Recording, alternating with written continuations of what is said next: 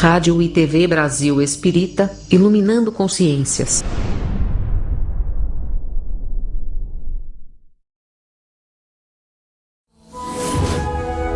A rádio e a TV Brasil Espírita apresentam o Evangelho segundo o Espiritismo e sua simplicidade. Apresentação: César Perry.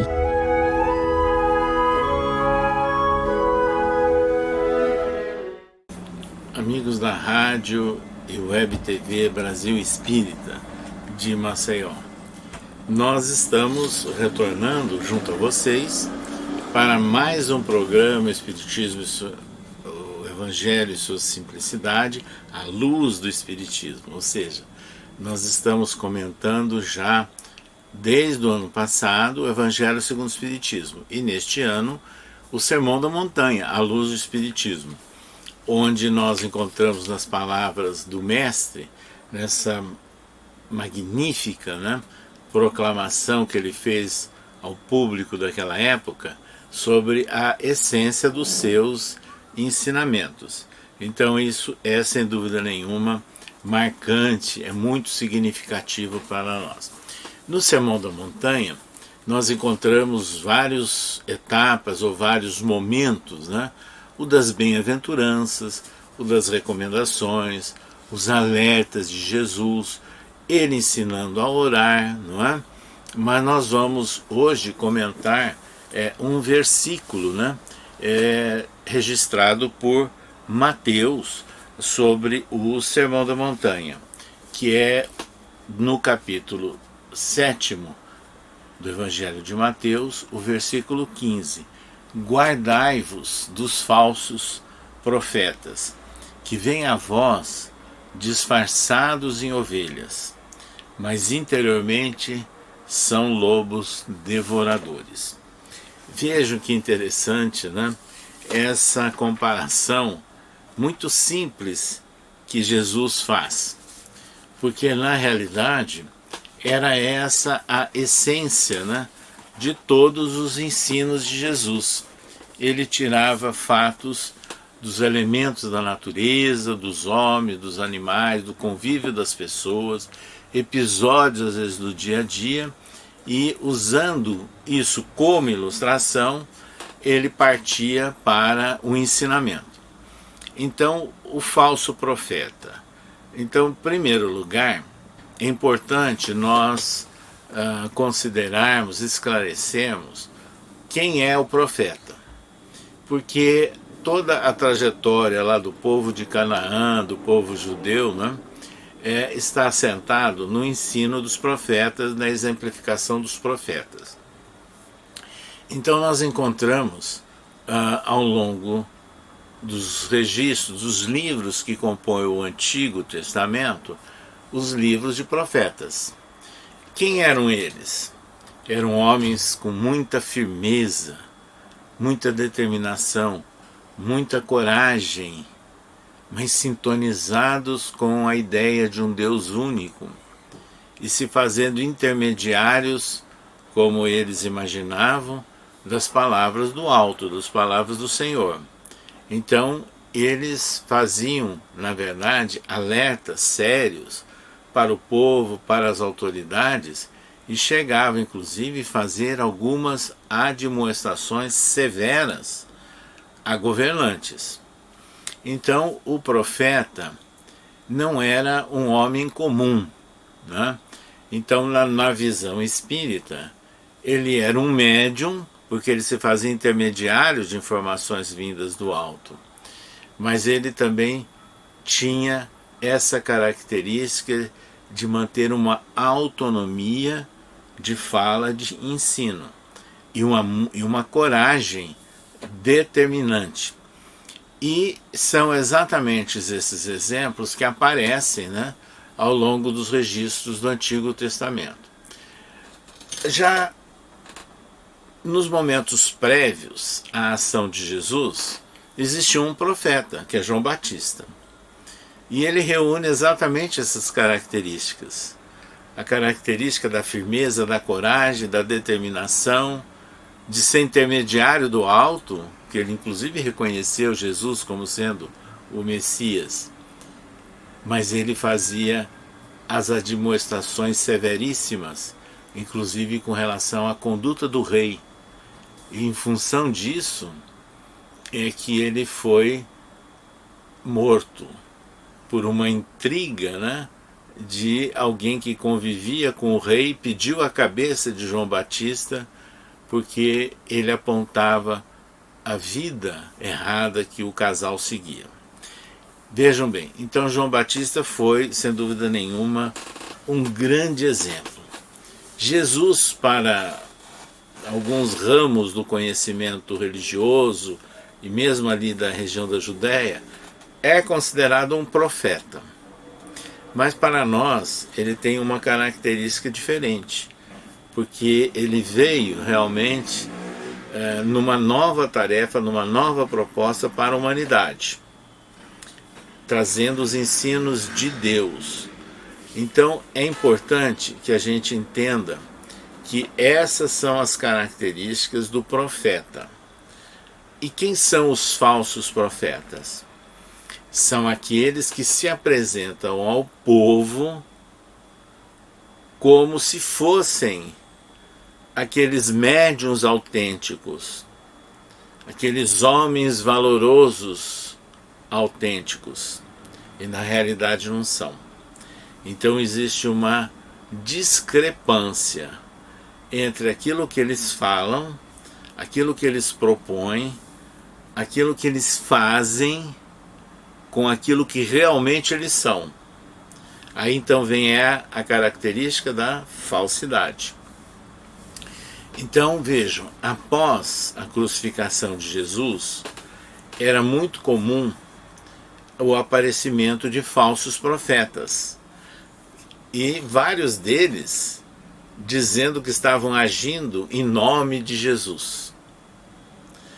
Isso tanto é verdade, porque essa foi a preocupação, inclusive, do apóstolo Paulo, que em diversas epístolas ele se refere aos falsos profetas. Em diversas epístolas ele deu exemplo de contato com homens que estavam fazendo absurdos, enganando o povo para serem identificados como profetas. Tem o famoso caso, né, na segunda viagem de Paulo, quando ele chega na cidade de Filipos, e lá existia uma médium bastante reconhecida na cidade, que é chamada de pitonisa, esse tipo de trabalho mediúnico. Então a pitonisa de Filipos era muito conhecida e muito procurada, e ela vivia da mediunidade, sobrevivia disso.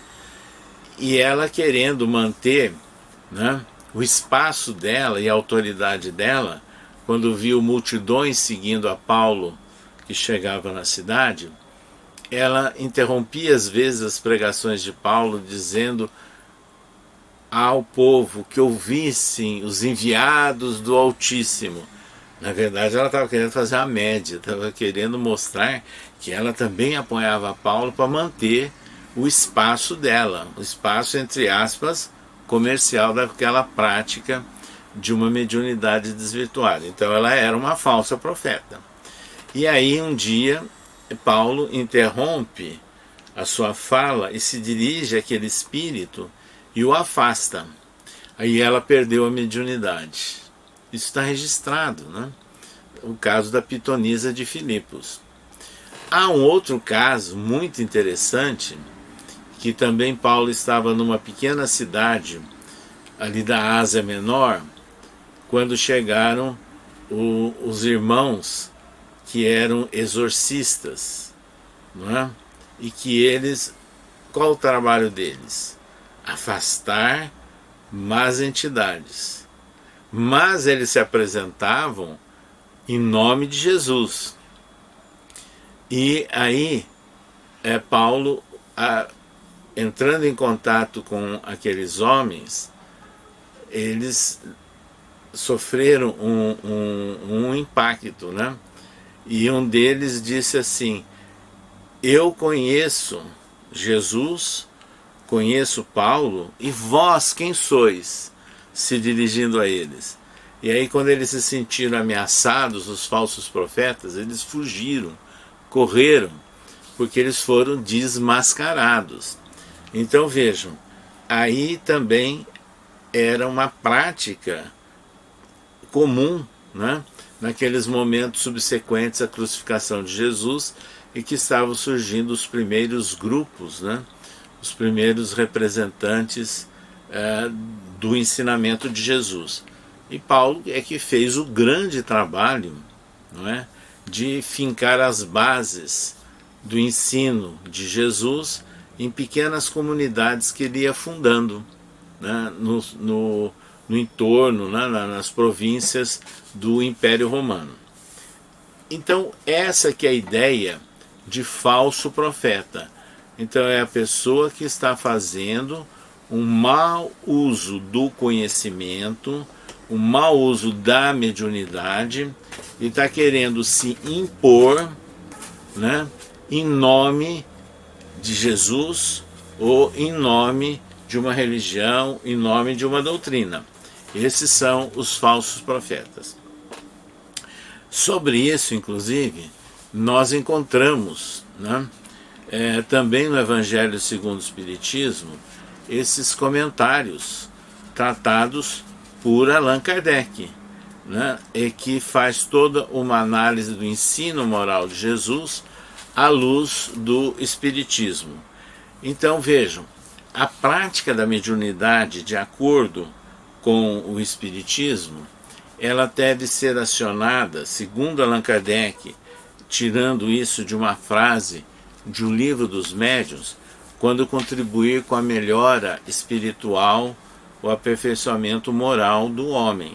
Aí sim é que nós vamos encontrar, né, a verdadeira utilização da mediunidade, ou seja, a compatibilização da prática mediúnica dentro das orientações espíritas com aquilo que foi ensinado por Jesus. Então é essa que é a ideia, né, do verdadeiro profeta, é quando contribui com o aprimoramento moral e espiritual do homem, e nunca com interesses de ordem material.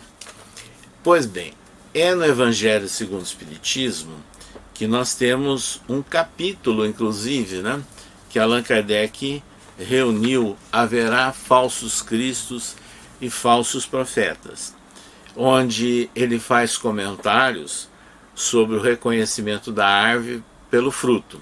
Aliás, na próxima reunião televisiva, quer dizer, no próximo programa, nós vamos comentar esse trecho que também está presente no Sermão da Montanha, e fala da missão real dos profetas, como nós já comentamos.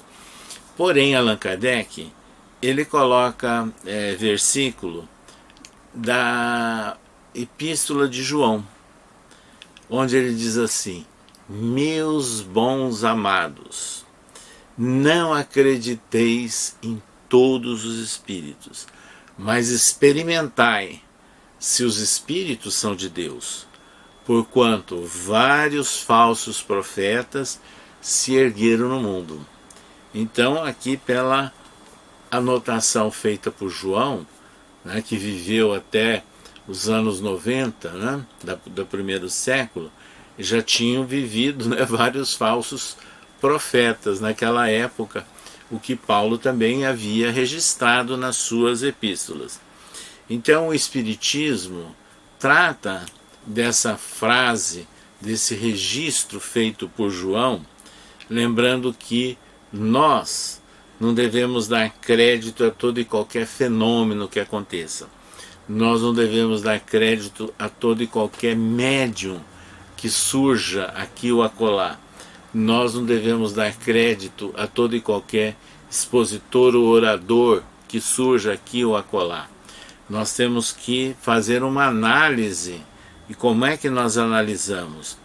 Nós analisamos pelo conteúdo, por aquilo que a pessoa produz, e a compatibilidade entre fala e ação. Então o Espiritismo vem revelar exatamente esses cuidados, né, que são precauções muito importantes, da mesma forma que Paulo já fazia isso. Então nós não podemos ficar imaginando médium, né, ou dirigente de reunião que dificulta o estudo, que dificulta a aprendizagem. Por que isso? Quer dizer, será que o estudo e a aprendizagem ela vai trazer luz onde havia trevas? Ela pode esclarecer onde havia enganação? A gente sabe de casos desse tipo, né, que podem acontecer sim. Então o importante é que o Espiritismo ele vem revelar uma categoria perigosa de falsos cristos, de falsos profetas, e que não se encontram apenas aqui entre os encarnados, né, mas se encontram entre os desencarnados, às vezes como espíritos enganadores, que muitas vezes nós chamamos de mistificadores. Então é por isso que o médium ele tem que ter um bom preparo e uma dedicação ao bem. É pelo fruto que se conhece, né? E aí, sobre a mediunidade, Leon Denis certa feita escreveu que a mediunidade é uma delicada flor, que para produzir ela precisa ser cultivada. E o cultivo, né, para que essa flor apareça, é a boa ação na prática da mediunidade. Então essas observações feitas pelo apóstolo João são muito importantes. E o Espiritismo nos dá os meios para a gente buscar, prestar atenção na identificação do conteúdo de mensagens espirituais, na compatibilidade dessas mensagens com a essência e os princípios do conhecimento espírita. E no caso das pessoas, médios, expositores, dirigentes, colaboradores, seja lá quem for, o importante é que a gente identifique o esforço daquela pessoa em superar as suas próprias limitações, em colocar em prática aquilo que está falando, aquilo que está expressando. Então é esse discernimento entre bons e maus espíritos é que nós temos que aprender com bastante cuidado, com bastante fraternidade, a fazer no meio espírita, né?